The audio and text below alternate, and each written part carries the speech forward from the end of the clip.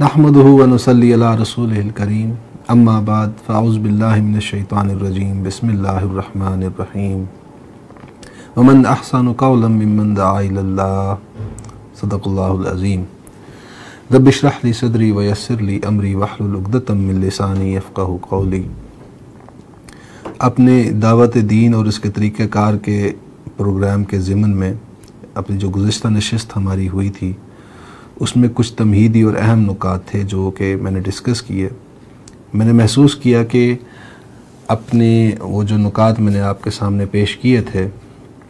उनको थोड़ी सी मज़ीद वजाहत मतलूब है। तो आज मैं उन जो तमहीदी नुकते हमने मुबाहिस किए थे कुछ उसमें मज़ीद मैं थोड़ा सा रंग भरूँगा, उसमें मज़ीद वजाहत करूँगा उन चीज़ों की, और फिर आज जो है अगला मौजू हमारा है उसकी तरफ मैं बढ़ूँगा।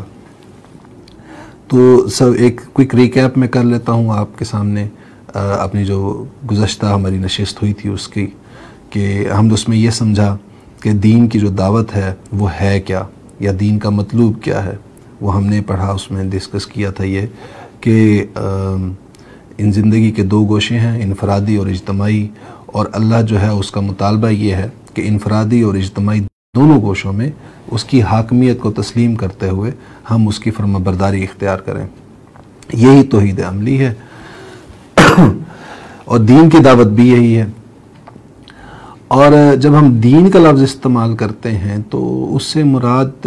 एक ज़ाब्ता ज़िंदगी होती है। और देखें, जब भी ज़ाब्ते का लफ्ज़ इस्तेमाल होता है तो वहाँ पर ऑटोमेटिकली जहन में जो चीज़ आती है वो ये है कि यानी दो या दो से ज़्यादा अफराद की इज्तमायत है कोई, जिसमें किसी कोड ऑफ कॉन्डक्ट की ज़रूरत है, जिसमें किसी ज़ाब्ते की ज़रूरत पड़ी है, महसूस हो रही है।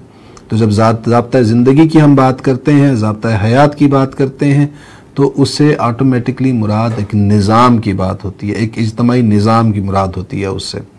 तो गोया जब हम कहते हैं कि इस्लाम एक दीन है तो इससे मुराद ये है कि इसका ताल्लुक़ सिर्फ़ इनफरादी गोशे से ज़िंदगी के नहीं है, बल्कि इज्तमाई ज़िंदगी के जो गोशे हैं, जो सियासी गोशा है, जो इस ज़िंदगी का मुआशी गोशा है जिसे हम मुआशी निज़ाम कहते हैं, या जो माशरती निज़ाम है, या जो समाजी निज़ाम है, उससे मुतालिक जो कोड ऑफ कॉन्डक्ट है वो इस्लाम क्या पेश करता है, अल्लाह के उसके बारे में अहकामात क्या हैं। तो अल्लाह जो है वो अपनी हाकमियत चाहता है, वो ना सिर्फ ये कि हमारी ज़ाती ज़िंदगी में, इनफरादी ज़िंदगी में अपनी हाकमियत की फरमा रवाई चाहता है, अपने हुक्म की फरमा रवाई चाहता है, बल्कि वो अपने हमारी ज़िंदगी के जो इज्तमाई गोशे हैं वहाँ पर भी वो अपने हुक्म की फरमा रवाई चाहता है। और यही है कुरान, अल्लाह ताला कुरान में भी कहता है कि वो अपने, जहाँ हम तौहीद के मुख्तलिफ एंगल्स बयान करते हैं तो वहाँ पर ये भी एंगल है कि अल्लाह ताला अपने हुक्म में भी किसी का शिर्क जो है वो बर्दाश्त नहीं करता, अपनी हाकमियत में भी। तो वो हुक्म भी सिर्फ अल्लाह ताला चाहता है कि मेरा ही चले, क्योंकि मालिक वही है, खालिक वही है इस कायनात का, तो उसी का ही हक है कि वो हाकिम मुतलक भी हो। जब हमने ये समझ लिया कि इस्लाम दीन है, ये एक ज़ाब्ता इज्तमाई निज़ाम की दावत देता है, इसकी पैगाम बात करता है, तो जो हमारी दावत है, मैंने पहले बात की थी कि दाई के लिए बड़ी अहम जो चीज़, जो first and foremost pre requisite है उसकी दावत का, वो ये है कि उसको खुद बड़ी क्लैरिटी होनी चाहिए अपने विजन के बारे में, अपने पॉइंट ऑफ व्यू के बारे में, कि उसकी जो दावत है वो असल में है क्या, उसके गोल्स क्या हैं, उसका प्रोसेस या मेथडोलॉजी या उसके मीन्स क्या होंगे उस गोल को अचीव करने के। तो इन चीज़ों में उसको बहुत क्लियर होना चाहिए। जब तक क्लियर नहीं होगा, कंफ्यूज होगा, तो वो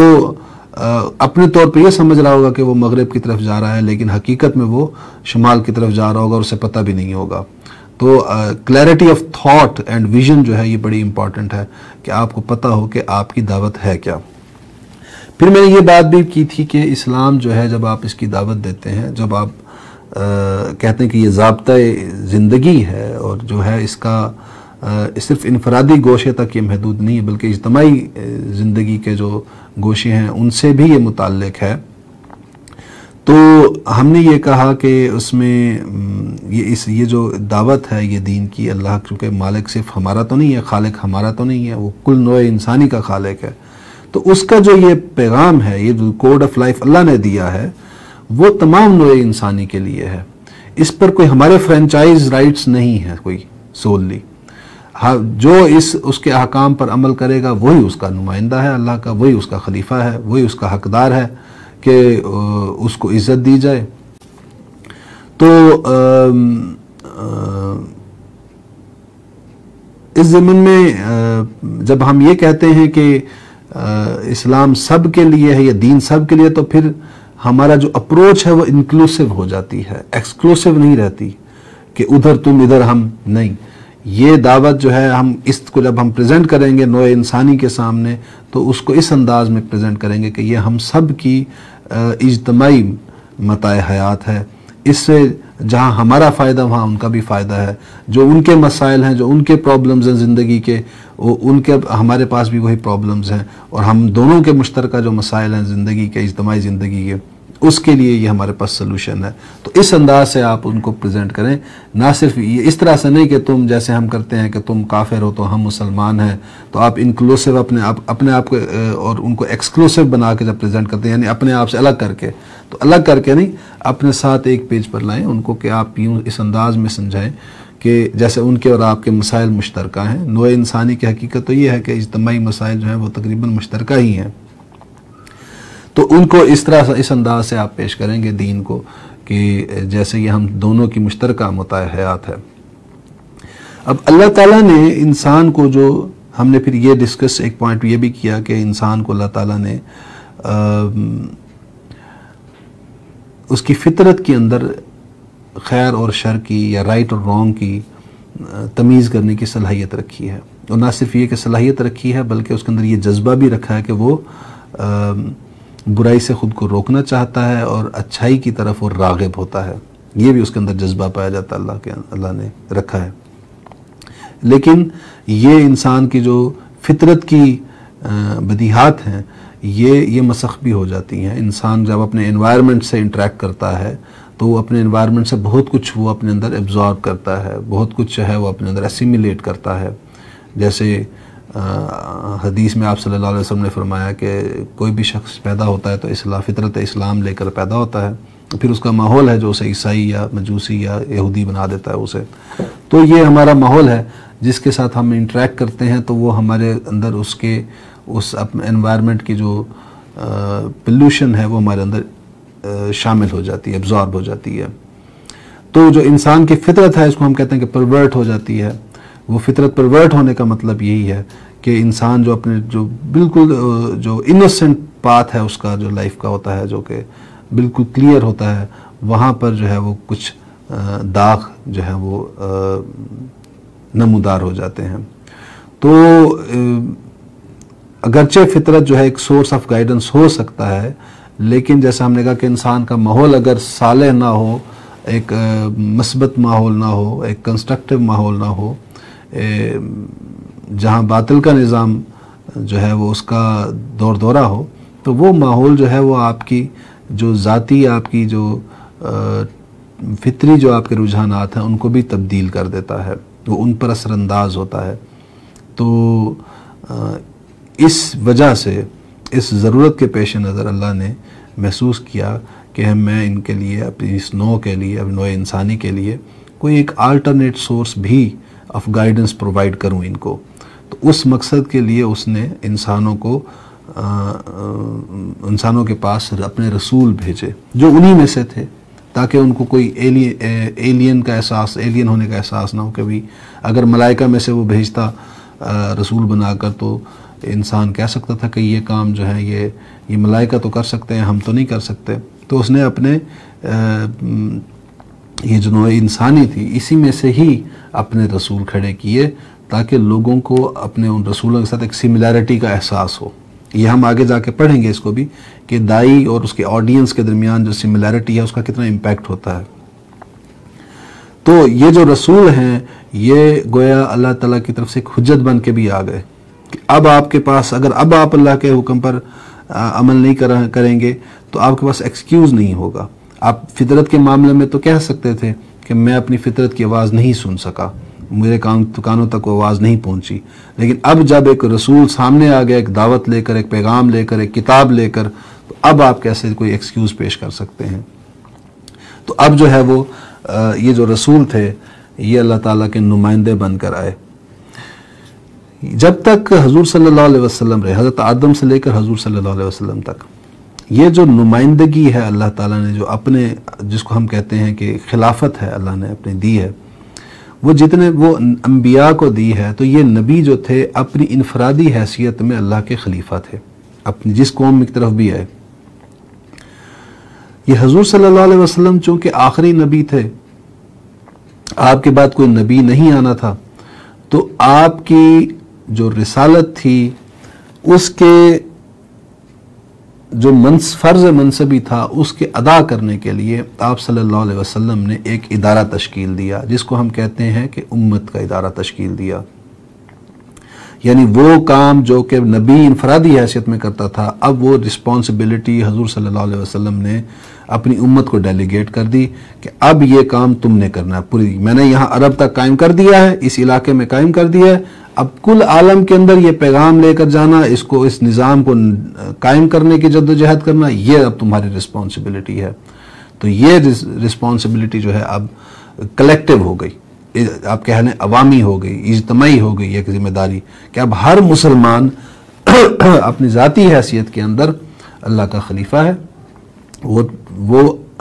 अकाउंटेबल है, इस जिम्मेदारी का होगा, बल्कि क़यामत के दिन अगर वो अल्लाह की नुमाइंदगी का हक यहाँ पर अदा नहीं करता। ये वो हक है, वो जिम्मेदारी का एहसास है जो हमें मजबूर करता है कि हम उठें और अल्लाह के दीन का पैगाम लोगों तक पहुँचाएँ। ये इंसान की फितरत की भी आवाज़ है कि इंसान जिस खैर को ख़ुद पाता है उसकी ख्वाहिश होती है कि मैं अपने प्यारों को भी अपनी उस खैर की तरफ मदऊ करूँ, बुलाऊँ, उनको दावत दूँ उनको उसकी तरफ। जैसे आप सल्लल्लाहु अलैहि वसल्लम ने फरमाया सहाबा से एक दफ़ा कि तुम्हारी मिसाल यूँ है कि एक आग का गड़ा है, तुम उसमें कूदना चाहते हो और मैं तुम्हारे कपड़ों से घसीट घसीट कर तुम्हें वापस खींच कर ला रहा हूँ। तो ऐसे ही किसी भी खैर जो शरीफ नफ्स इंसान होगा उसकी फितरत का तकाज़ा होगा कि वो जिस खैर को ख़ुद पाएगा वो अपने जो प्यारे हैं, जो उसको जो भी अजीज़ हैं, वो उनको भी वो उस दावत को पहुँचाएगा। अब ये हर बंदे का अपना अपना ज़र्फ़ होता है, अपना अपना इंटेलेक्चुअल लेवल कह लें, अब लेवल ऑफ कॉन्शियसनेस होता है कि कौन किसको कहाँ तक वो अपना अपनाइयत का दायरा बढ़ाता है। कोई सिर्फ उसे रिश्तेदारों तक रखता है तो कोई उसे नोए इंसानी तक फैला कर ले जाता है। तो आप उस जितना जिसका ज़र्फ़ है वो उसको उसके मुताबिक काम को बहरहाल फैलाएगा ज़रूर, अगर उसके अंदर किसी हद तक भी शराफत का मादा जो है वो मौजूद है अगर, तो उसमें फिर हमने जब ये समझ लिया कि ये हमारी फ़र्ज़ मनसबी है, जो इसका एहसास हमें मजबूर करता है कि हम उठें और लोगों तक अल्लाह का पैगाम लेकर जाएं, उसके वाइसरेजेंट होते हुए या कह लें उसके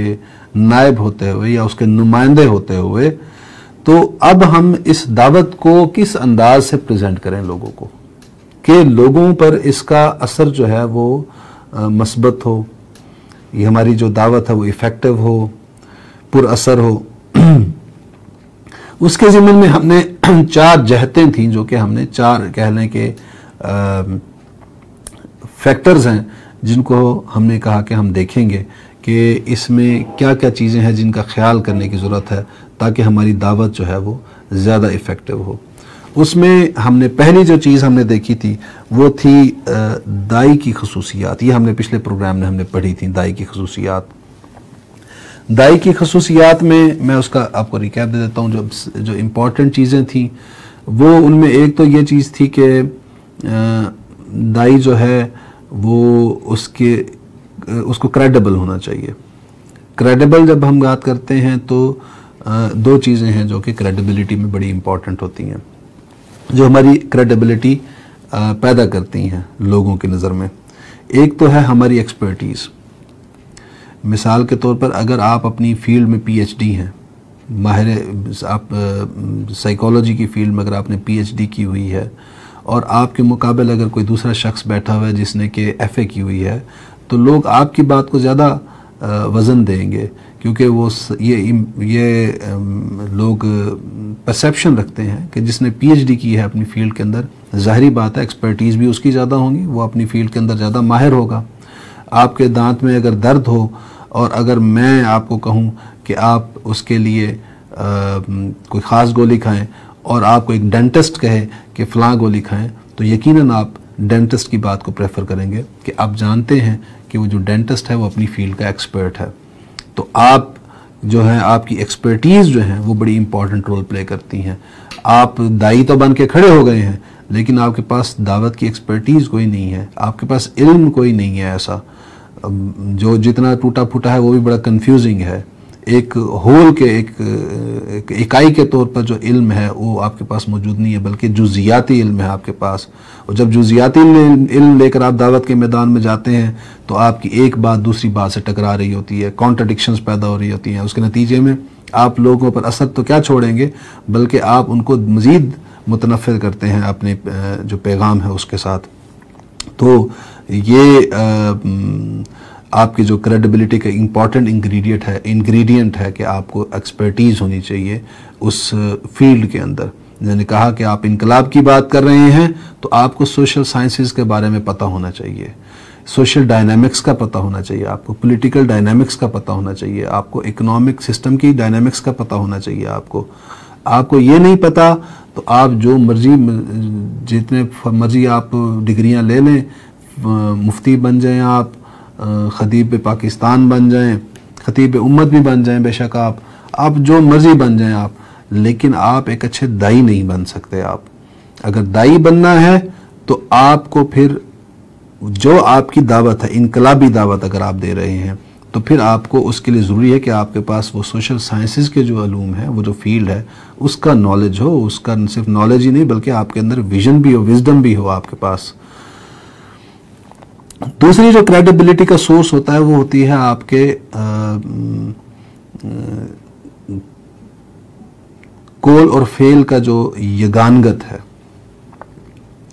कि इंसान जो है वो उसके अंदर जितने कोल और फेल में तजाद होगा तो हम कहते हैं कि ये बड़ा गैर मुस्तकिल मिजाज आदमी है, कभी कुछ कहता है कभी कुछ कहता है। तो जो मुस्तकिल मिजाज आदमी होता है हम कहते हैं बड़ा कंसिस्टेंट है, ये जो कल था आज भी वही है, आगे भी यही होगा, परसों भी यही था। तो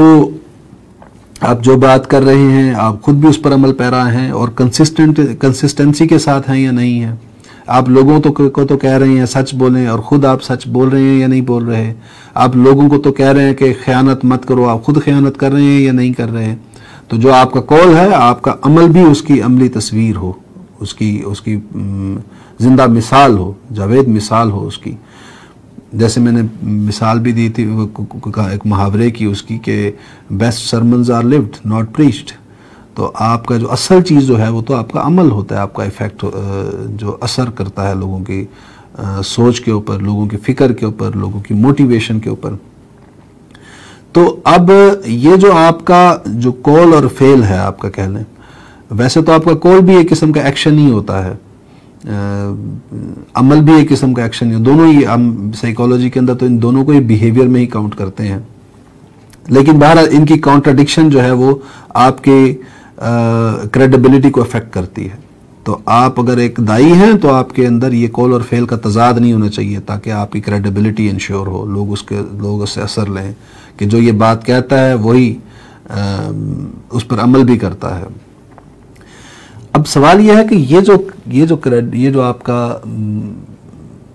ये मोटिवेशन है कि हम जो है वो हमने अपनी क्रेडिबिलिटी पैदा करनी है एक दाई की हैसियत से कि हमारे कौल और फेल में तजाद ना हो। बहुत सी आजमाइशें ज़िंदगी में आती हैं, आपके दिल की ख्वाहिश कुछ होती है, लेकिन आपका माहौल आपसे करवाता कुछ और है। आप चाहते हैं कि आप सच बोलें, लेकिन एनवायरमेंटल सिचुएशंस ऐसी पैदा हो जाती हैं जो आपको मजबूर कर देती हैं कि आप वक्ती तौर पर मुसीबत को टालने के लिए झूठ बोलने पर आमादा हो जाते हैं। तो वो कौन सी चीज़ है जो हमें इन आजमाइशों के अंदर, इस किसी भी आजमाइश की घड़ी के अंदर हमें जमा दे? वो है हमारा जो दिली ईमान है, यकीन है, फेथ है हमारी उस आइडियोलॉजी के ऊपर, हमारी उस फिक्र के ऊपर, उस दावत के ऊपर। अगर तो आपकी वो फेथ बहुत स्ट्रांग है, आपकी कन्विक्शन बहुत स्ट्रांग है,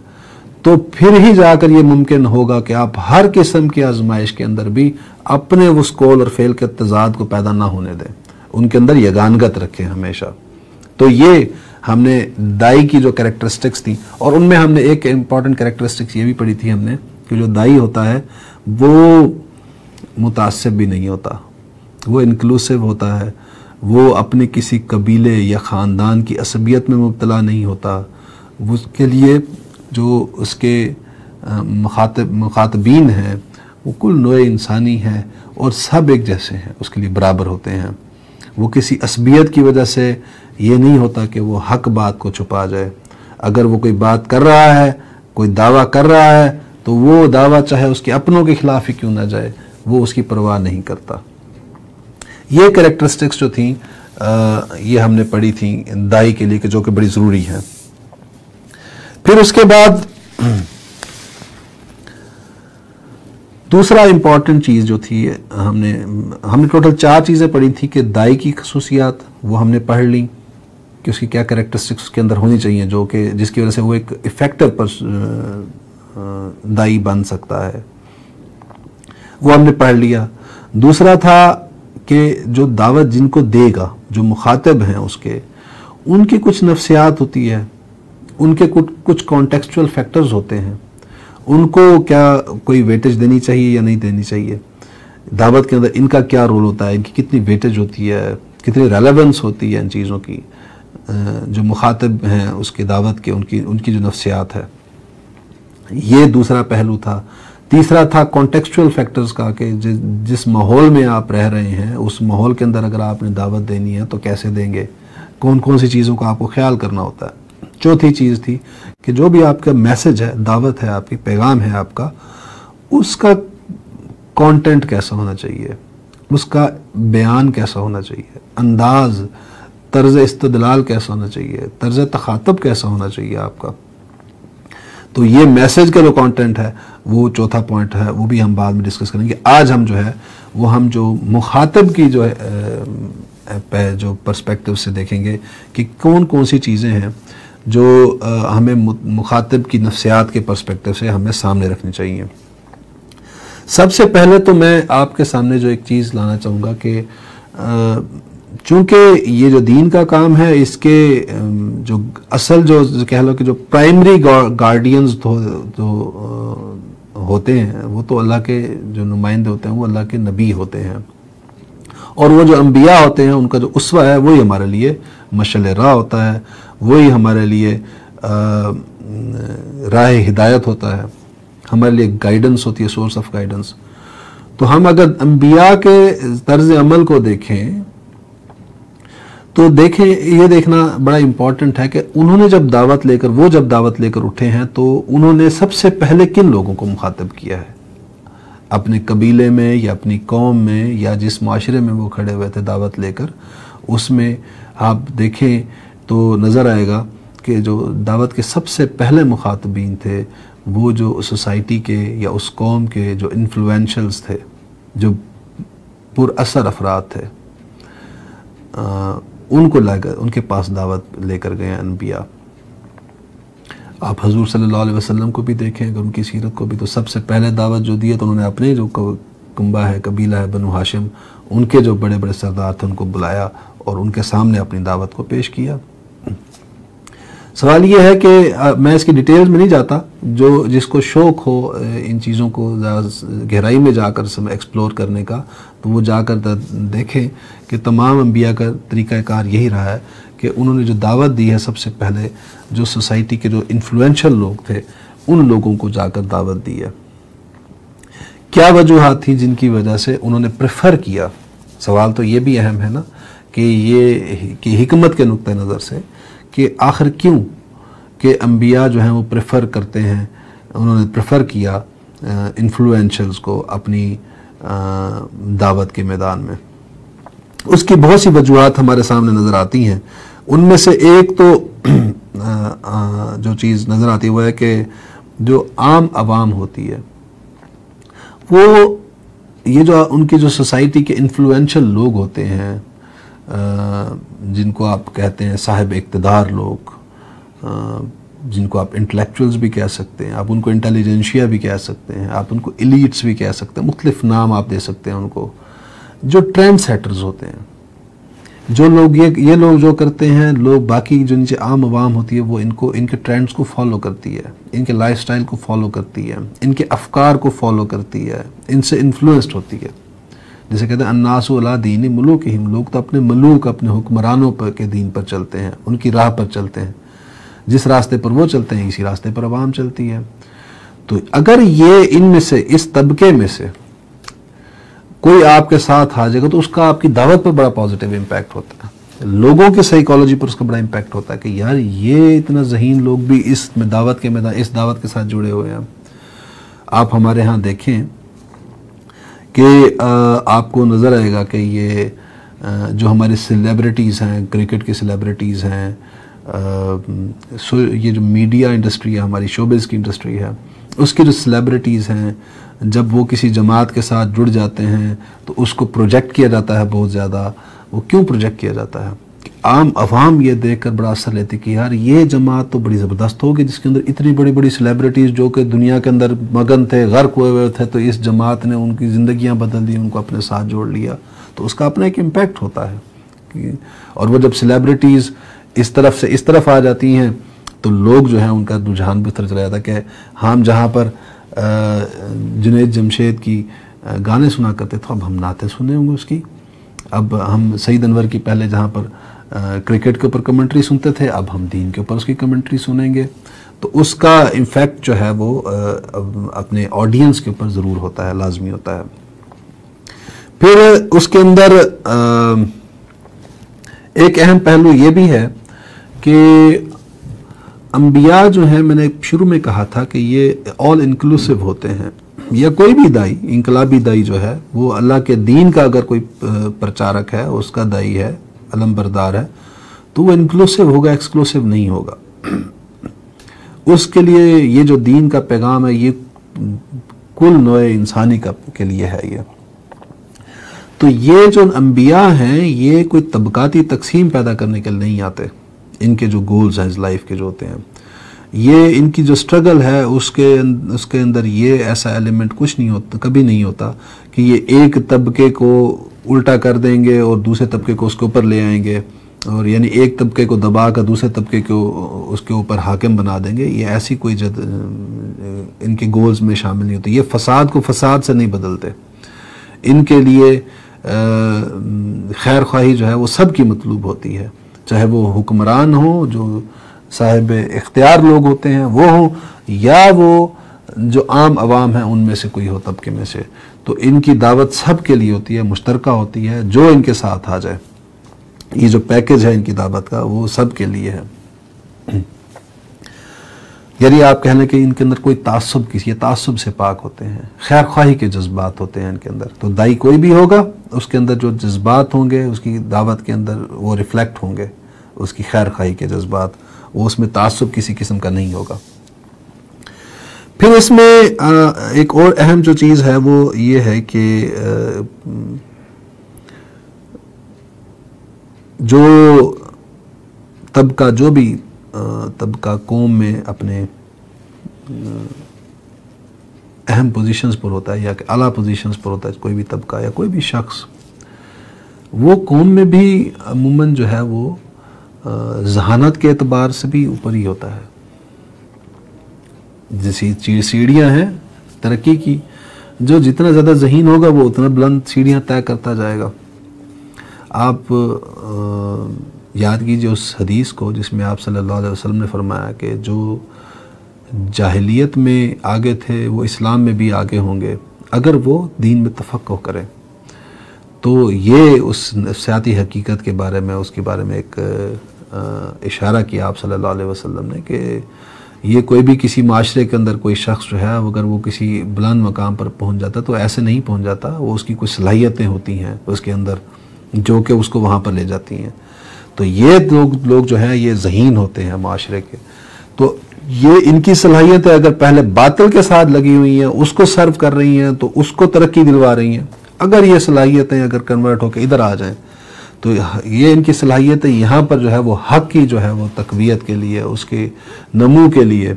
उसकी तरक्की के लिए इस्तेमाल होंगी ये इसकी सलाहियतें। तो काम इधर भी ये करेंगे आके तो होंगे यहाँ पर भी ऊपर, अपनी उन सलाहियतों की वजह से। इनकी सलाहियत जो है वो इनको डिस्टिंक्टिव बना देंगी दूसरों से। तो इनकी ये जो जहानत है वो बड़ी इम्पॉर्टेंट होती है किसी भी जद्दोजहद के लिए, आपकी तहरीक के लिए, इनकलाबी तहरीक के लिए। फिर ये जो हम जिनको हम इन्फ्लुएंशियल्स कहते हैं, हम कहते हैं कि ज़हीन भी होते हैं, मादी एतबार से भी ये लोग सोसाइटी के अंदर आपको नजर आएगा कि ज़्यादा वेल टू डू होते हैं, बड़े वेल ऑफ होते हैं। ये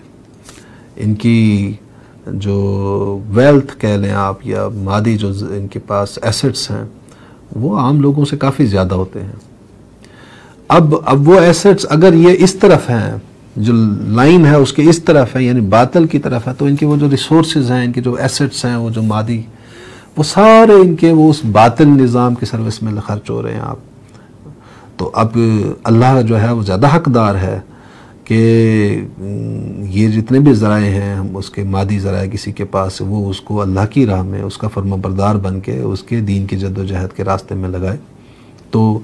अगर ये ज़रा लोग जो हैं, अगर ये इस लाइन के इस तरफ आ जाएं, यानी हिदायत के रास्ते पर आ जाएं आपकी दावत के नतीजे में, तो वही रिसोर्सेज जो पहले दूसरी तरफ बातिल की सर्विस में इस्तेमाल हो रहे थे, अब वो हक के रास्ते में, दीन के रास्ते में इस्तेमाल होंगे। तो ये बड़े, और कोई भी काम जो है वो उसके अंदर रिसोर्सेज, बहरहाल आपको अगर आलम में असबाब के अंदर आपने कोई जद्दोजहद करनी है तो आपको बहुत से रिसोर्सेज, जहाँ ह्यूमन रिसोर्स चाहिए वहाँ पर सरमाया भी चाहिए होता है बहुत सी एक्टिविटीज़ करने के लिए। जैसे ख़ास तौर पे आज के दौर में तो अगर आपने मीडिया आपने कोई यूज़ करना मीडियम को, तो उसके लिए आपको इक्विपमेंट्स लेने होंगे, सारा कुछ करना होगा आपको। इंटरनेट के ऊपर जो मार्केटिंग करना होती है, या और बहुत से तरीके चीज़ें होती हैं जो कि करना होती हैं, आपको स्टूडियो बनाना होता है। तो अब आपको रिसोर्सेज चाहिए ना, इसके लिए कैपिटल चाहिए ना, इसके लिए आपको सिर्फ अफराद ही काफ़ी नहीं होते ना। तो अब अगर आपकी दावत के नतीजे में वो माशरे के वो लोग जो कि रिसोर्सफुल हैं वो आपके साथ आ जाते हैं, तो अब उनके सारे रिसोर्सेज जो हैं वो हज़रत अबू बकर, हज़रत उस्मान रज़ी अल्लाह ताला अन्हु की तरह आपके दीन के रास्ते में वो खर्च होंगे, मुस्बत रास्ते में खर्च होंगे वो। फिर ये इम्पॉर्टेंट चीज़ एक और ये भी है कि ये जो लोग होते हैं, हम जैसे कहा कि ये बड़े ज़हीन होते हैं, ये किसी भी माशरे का ब्रेन होते हैं ये माशरे का, और ये ट्रेंड सेटर्स होते हैं, लोग इनकी लाइंस को फॉलो करते हैं। ये लोग जो हैं चूंकि ट्रेंड सेटर्स होते हैं, तो ये खुद किसी के पीछे नहीं लगते, ये शख्सियात के पीछे नहीं लगते, किसी शख्सियत के असीर नहीं होते। वो एक बड़ा खूबसूरत शेर है कि हम तो उसके हैं कि जिसकी सहर अंगेज आंखों ने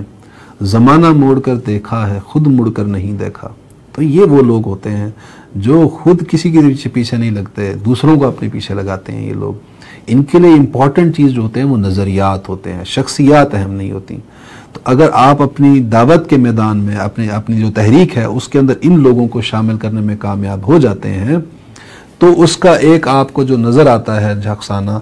वो ये है कि लेटर स्टेज में आपकी तहरीक के अगर कोई डाइवर्जन की तरफ जाने लगता है, कोई शख्सियत बहुत कदावर बनकर डाइवर्जन की तरफ जाने लगता है, तो ये उसके रास्ते में रुकावट बन जाते हैं, सी सप्लाई दीवार बन जाते हैं। या अगर इख्तियार इनके पास हो, लीडरशिप इनके पास हो, तो ये तहरीक को जो है वो नज़रियात के डगर पर ही लेकर चलेंगे, ये शख्सियत परस्ती की तरफ लेकर नहीं जाएंगे। तो ये कोई शख्स अगर आपको नज़र आए कि उसकी दावत के अंदर उसकी शख्सियत जो है वो ज़्यादा वो जो है वो उजागर हो रही है, उसकी दावत उसकी शख्सियत के गिर्द घूम रही है, तो आप समझ जाइए कि ये कोई इंटेलेक्चुअल आदमी नहीं है। जो ज़हीन इंसान होगा उसके लिए इम्पॉर्टेंट शख्सियत नहीं बल्कि उसकी नज़रियात होते हैं। वो चाहता है कि लोग उसके नज़रियात के साथ जुड़ें। वो खुद भी चूँकि नज़रियात के साथ जुड़ा होता है, रैशनल इंसान होता है वो, तो वो फीलिंग ओरिएंटेड नहीं होता ज़्यादा, तो उसके लिए इम्पॉर्टेंट चीज़ उसकी रैशनैलिटी होती है। तो ये लोग आपकी दावत की तहरीक के लिए बड़े इंपॉर्टेंट होते हैं कि आपकी तहरीक को डाइवर्जन से रोकते हैं। ये लोग, ये अगर ये शामिल नहीं होंगे आपकी तहरीक में, तो आपकी तहरीक जो है वो कहीं से, जो शख्सियत परस्ती का जिनके अंदर ख्वाहिश होती है, जो जज्बा होता है, वो फिर तहरीक को कहीं से कहीं लेकर चले जाते हैं। फिर एक इम्पॉर्टेंट चीज़ जो है वो ये है कि अगर आम लोगों के बलबूते पर कोई भी तहरीक खड़ी की जाए और उसमें ये इंटेलेक्चुअल एलिमेंट ना हो, तो इन लोगों में, वो आम लोगों में बहरहाल एक एहसास कमतरी तो रहता है। और जब भी कोई चैलेंज उनके सामने आता है, कोई माशी ज़िंदगी के मैदान में या कोई सियासी ज़िंदगी में मैदान में, तो वो शुबहात में भी उनके अंदर पैदा हो जाते हैं, अंदेशे भी पैदा हो जाते हैं उनके अंदर, इफ्स एंड बट्स भी पैदा हो जाते हैं उनके अंदर, क्योंकि वो कन्विक्शन जो कि एक शौरी ईमान के ज़रिए से हासिल हो सकती है, वो गैर शौरी ईमान से वो कन्विक्शन हासिल नहीं हो सकती। तो किसी भी दावत की या तहरीक की जो लीडरशिप है, उसके अंदर तो कम अज़ कम ईमान जो है वो शौरी सतह का होना चाहिए। और वो जो शौरी सतह का ईमान है, जिसको हम रैशनल ईमान भी कह सकते हैं आप, वो सिर्फ इन ज़हीन लोगों में ही होता है, जो वैसे भी किसी सोसाइटी के अंदर माइनॉरिटी होते हैं, और लीडरशिप माइनॉरिटी में होने के बावजूद लीडरशिप इनके पास होती है। वो उसकी वजह उनकी वो सलाहियतें, खुदादाद सलाहियतें, जो उनकी यूनिक कैपेबिलिटीज़ हैं, उनकी वजह से वो उस मकाम पर बराजमान होते हैं। तो ये लोग जब आपकी दावत में नहीं होंगे, तो वो जो दावत है, वो तहरीक है, उसके कारकुन जो हैं वो हमेशा एहसास कमतरी का शिकार रहेंगे। वो आपको अंदेशों और शुबहात में पैदा घिरे हुए नजर आएंगे, आपको उनके अंदर वो कन्विक्शन नजर नहीं आएगी।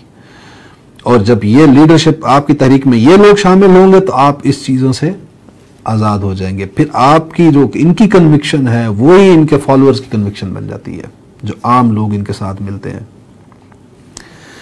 फिर एक इम्पॉर्टेंट चीज़, बहुत इम्पॉर्टेंट चीज़ है कि दावत के मैंने बात ये पहले भी कर दी थी, इसको मैं अब एक और मज़ीद एंगल से खोल कर बयान करता हूँ कि जहाँ मैंने कहा था कि ये जो लोग हैं ये शख्सियत परस्त नहीं होते, ये नज़रियात के गिर्द जुड़ते हैं। इसका एक और नतीजा भी ये निकलता है कि इसी बात से कि ये जो लोग हैं, जब ये जो नज़रियात के साथ जुड़े होते हैं, जिनके लिए शख्सियत अहम नहीं होती, ये किसी भी तहरीक को पायदारी भी बख्शते हैं। आप मिसाल से देखें ज़रा हज़रत ईसा अलैहिस्सलाम की, कि उनके जो दावत के जो नतीजे में जो लोग उनके साथ जुड़े, वो कौन थे? तो आम आवाम में से, वो जो माहीगीरों में से थे या चरवाहों में से थे, कोई इंटेलेक्चुअल बंदा सोसाइटी का कोई उनके साथ नहीं आया उस दावत में। और उसका नतीजा क्या निकला कि जब हज़रत ईसा के आसमान पर जाने के बाद सेंट पॉल आया है, और उसने आकर जो शरीयत का जो वर्जन सामने पेश किया लोगों के, हज़रत ईसा के जो डिसाइपल्स थे, हवारी थे, उन्होंने उसको बड़ा प्रोटेस्ट किया, उसकी मुखालफत की है कि ये गलत बात कर रहा है, ये पैगाम नहीं है असल में। और सेंट पॉल ने क्या कहा? उसने कहा कि इनको क्या पता, ये तो जाहिल लोग हैं, अनपढ़ लोग हैं। वो खुद चूंकि बहुत बड़ा फ़िलासफ़र था, राहिब था, दीन का बहुत बड़ा आलिम था, तो उसने कहा ईसा का जो मकाम मैं समझाऊं, इनको क्या पता। और लोगों ने उसकी बात का असर लिया कि हाँ, बात तो ठीक कर रहा है यार, ये जो आलिम है, ये इतना ज़हीन है, इतना बुलंद शख्सियत है जिस शख्स की, वो जो समझ सकता है तीसरा मकाम, वो इन चरवाहों को, इनको क्या समझ उस मकाम की। तो नतीजा क्या निकला कि वो जो पायदारी मिलनी थी तहरीक को, वो पायदारी नहीं मिल सकी। और उसके बरक्स आप आकर देखें मोहम्मद रसूलुल्लाह सल्लल्लाहु अलैहि वसल्लम की दावत में, तो वहाँ पर आपको वो कंसिस्टेंसी नज़र आ रही है, 30 साल तक तो नज़र आती है, जो खिलाफत राशिदा का दौर हम कहते हैं। क्योंकि वो जो लोग थे, हज़रत अबू बकर रज़ी अल्लाह तआला अन्हु हो, हज़रत उमर रज़ी अल्लाह तआला अन्हु हो, हज़रत उस्मान हो या हज़रत अली रज़ी अल्लाह तआला अन्हु हो, आप कहते हैं कि ये वो सोसाइटी की क्रीम थे उस माशरे की। ये वो ज़हीन लोग थे जिनके हाथ में लीडरशिप थी। क्योंकि इनके हाथ में लीडरशिप थी, इसलिए ही वो दावत जो थी उसके अंदर पायदारी भी कायम रही। वो निज़ाम जो था वो फ़ौरन ही तलपट नहीं हो गया हज़ूर सल्लल्लाहु अलैहि वसल्लम के जाने के बाद। और ये तो कहते हैं, वैसे तो ये बात भी ठीक नहीं है कि भाई वो 30 साल के बाद ही वो पूरा का पूरा निज़ाम जो है वो गिर गया था धड़ाम से। नहीं, फिर उसके बाद कह लें कि उसका वो प्रोसेस, वो जो जवाल का प्रोसेस है वो शुरू हुआ है उसका, जो करते करते करते जिसको 500-600 साल लगे हैं उस पूरी इमारत को गिरते गिरते भी। तो ये अहम नुकात थे जो कि मैंने आपके सामने पेश किए कि अंबिया जो भी हैं वो अपनी दावत में जो सबसे पहले जिन लोगों को मुखातिब करते हैं, जो माशरे के जो ज़हीन तबका होता है उसको करते हैं। तो वो क्यों करते हैं उसकी मैंने वजूहात आपके सामने बयान की। अब हम आते हैं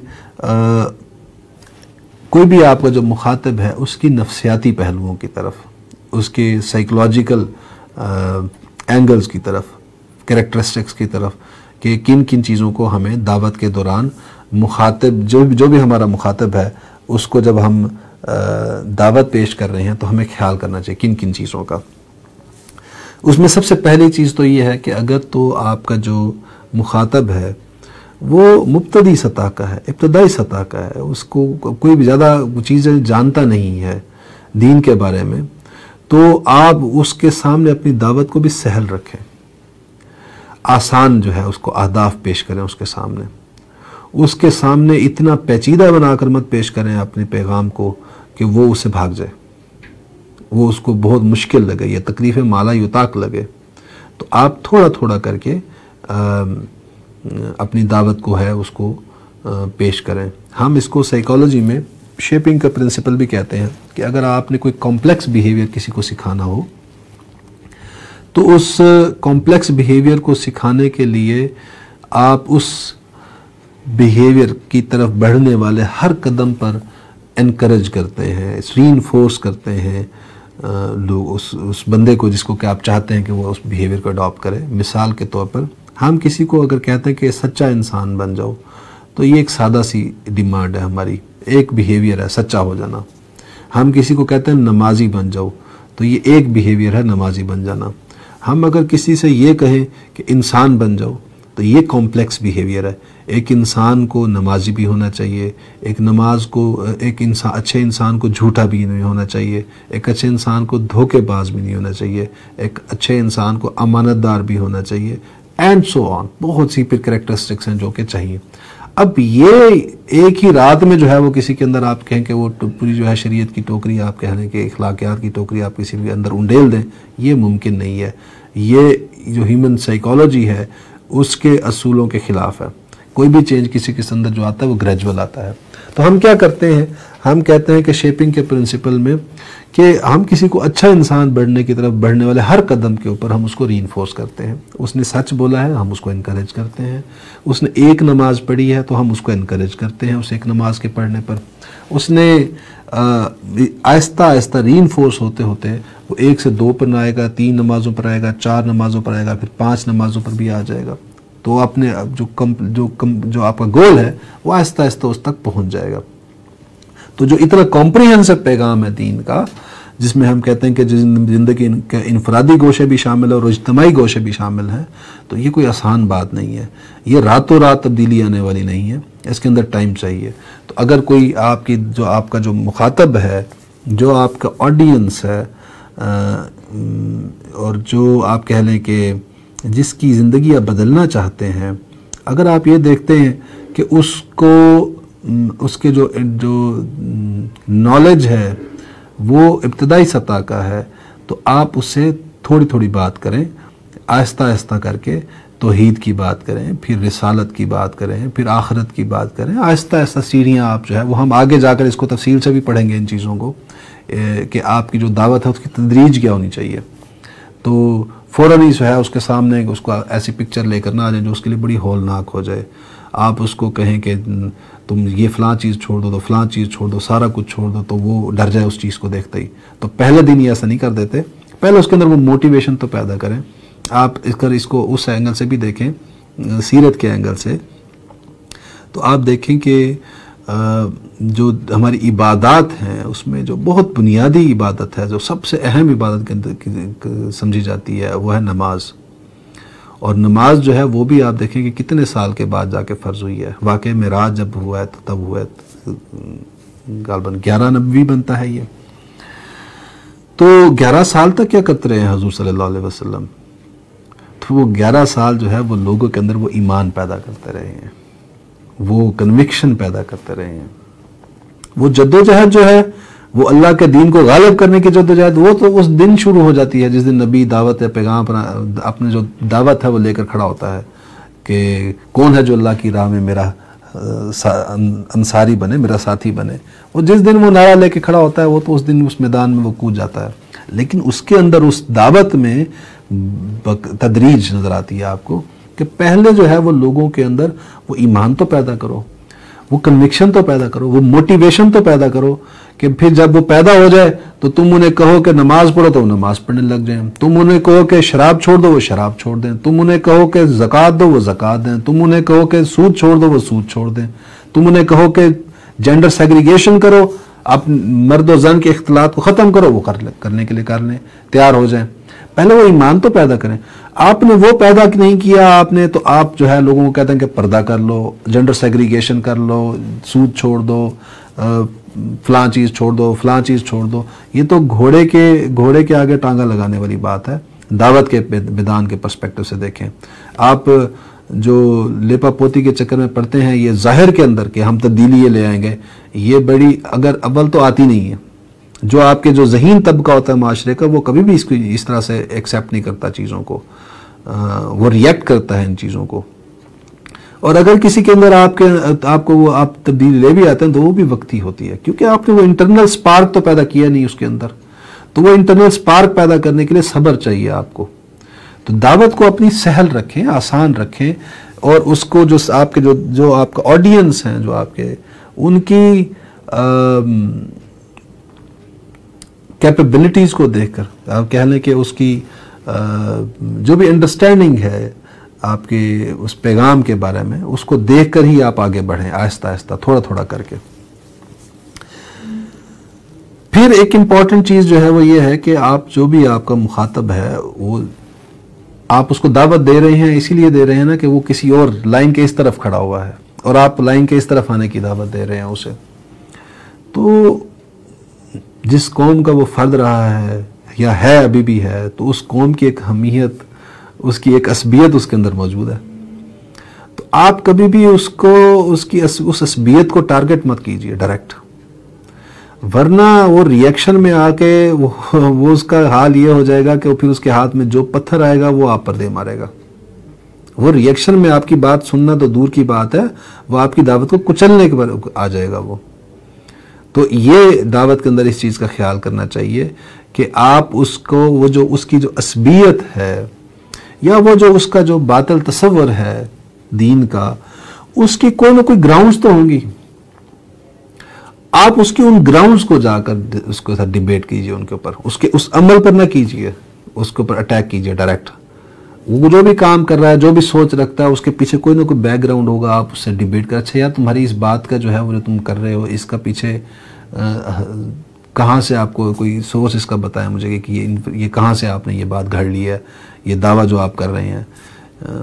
तो इस तरह से आप उसको जब करेंगे तो फिर आप जो है वो उसके अंदर उस असबियत को जो है वो न्यूट्रलाइज कर देंगे, उसको बेस को, उस बुनियाद को, उस असबियत की या उसके जो बातिल नज़रियात की जो बुनियाद है वो उसको उस बुनियाद को ख़त्म करें। वो बातिल नज़रियात या जो उसके अमाल हैं वो खुद ब खुद ख़त्म हो जाएंगे। फिर एक अहम चीज़ जो है वो ये है कि जिन लोगों में जो लोग माशरे में बाअसर होते हैं या कहने के जो इज़्ज़त व पेशवाई के मकाम पर फायज़ रहे होते हैं, उनकी एक नेचुरल टेंडेंसी होती है या उसकी कह लें कि ये उनके अंदर फितरी ख्वाहिश होती है कि यार मुझे जब भी कोई मिले तो प्रोटोकॉल तो मुझे देना कुछ ना कुछ। तो अब वो दाई जो है उसको ये बड़ी इम्पोर्टेंट है उसके लिए कि ये नहीं कि उसके आगे बिछ जाए, सजदे में गिर जाए, लेकिन किसी रीज़नेबल हद तक अगर वो उसको वो रिस्पेक्ट दे, उसके उस मनसब को देखते हुए कि यार चूंकि वो एक्सपेक्ट कर रहा होता है आपसे कि आप उसको रिस्पेक्ट दें, तो आप अगर उसको रिस्पेक्ट देंगे तो उसके अंदर आप उसके दिल में घर करने की आपकी गुंजाइश पैदा हो जाएगी, आपकी बात की, वो आपकी बात सुनने को तैयार हो जाएगा। अगर आप उसके साथ डिसरिस्पेक्टफुल होंगे, उसके वो जो एक्सपेक्टेशंस है उसके अगेंस्ट आप उसको डील करेंगे, तो फिर वो ये है कि आपसे आपकी बात भी सुनने को तैयार नहीं होगा। और इसके बाद इम्पॉर्टेंट चीज़ जो है वो है दाई जो है उसको अपने ऑडियंस जो हैं उनकी जो उफ्ताद तबा है, मिजाज है, उसको भी सामने रखना चाहिए। कुछ लोग अग्रेसिव मिजाज के होते हैं, कुछ लोग ठंडे मिजाज के होते हैं।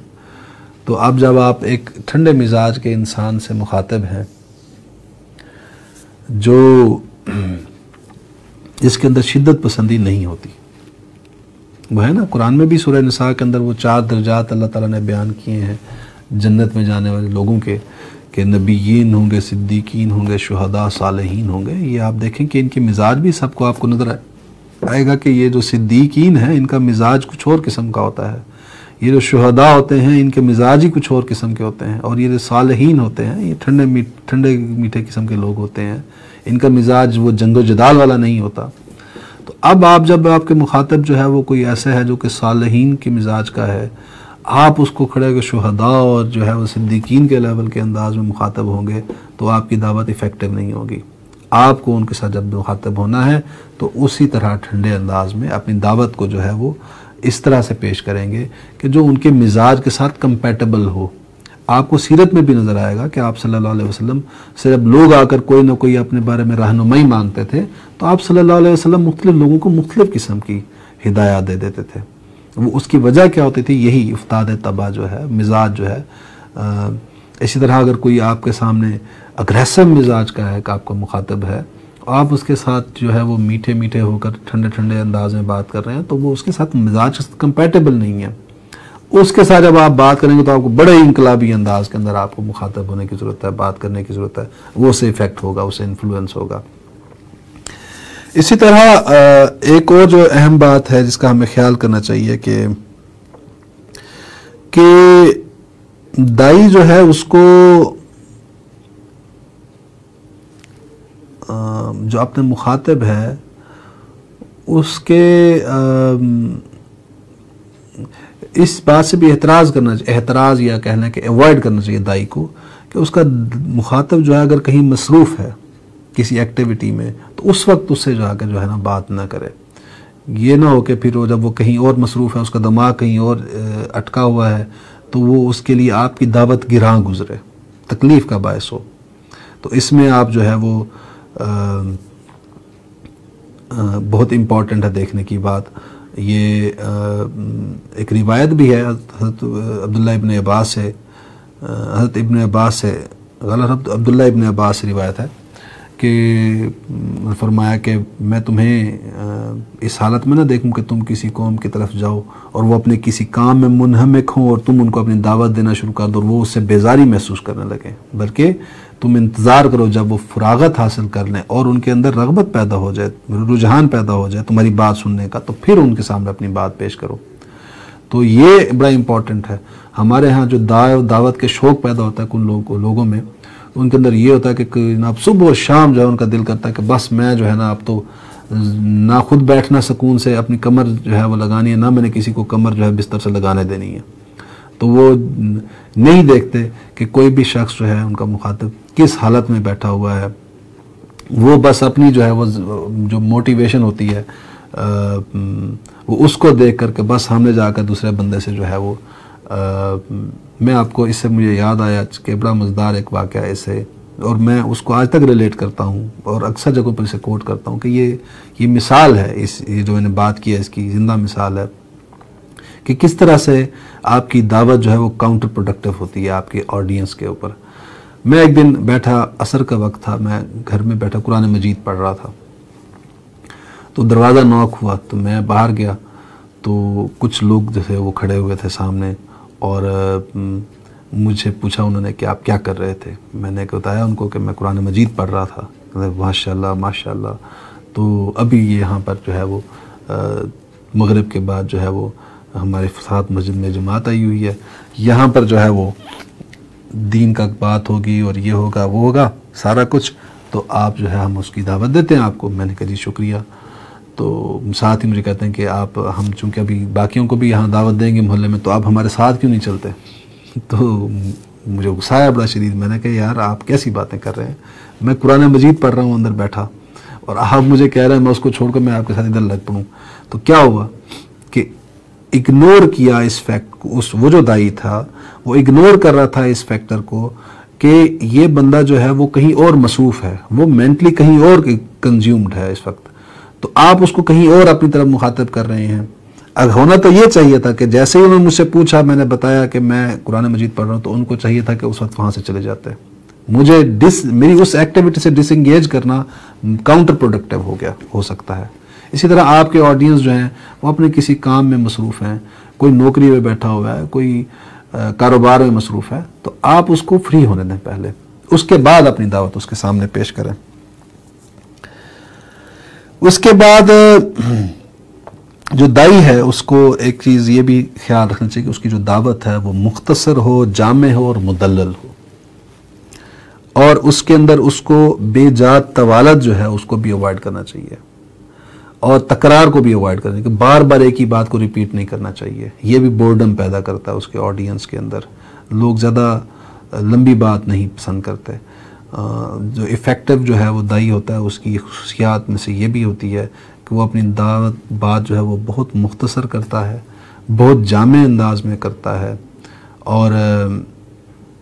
तवालत जो है वो उसकी बातों में नहीं होती, लंबी बातें नहीं करता। इसी तरह इसी ज़िम्न में जो मैंने तकरार की बात की, तो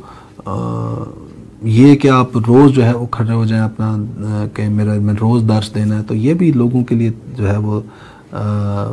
तकलीफ़ का बायस बन जाता है। बाज़ औक़ात सहाबा के हम तर्ज़ अमल को देखें तो उनका तर्ज़ अमल यही हुआ करता था कि वो हफ्ते में 1 दिन या हफ्ते में 2 दिन या ज़्यादा से ज़्यादा 3 दिन वो अपना कोई दर्स रख लिया करते थे। और हज़रत अब्दुल्लाह इब्न मसूद से तो रिवायत ये है कि वो कहते थे कि हमने तो हुज़ूर सल्लल्लाहु अलैहि वसल्लम से सीखा ये कि वो वक्फ़ा दे देकर हमें दर्स दिया करते थे,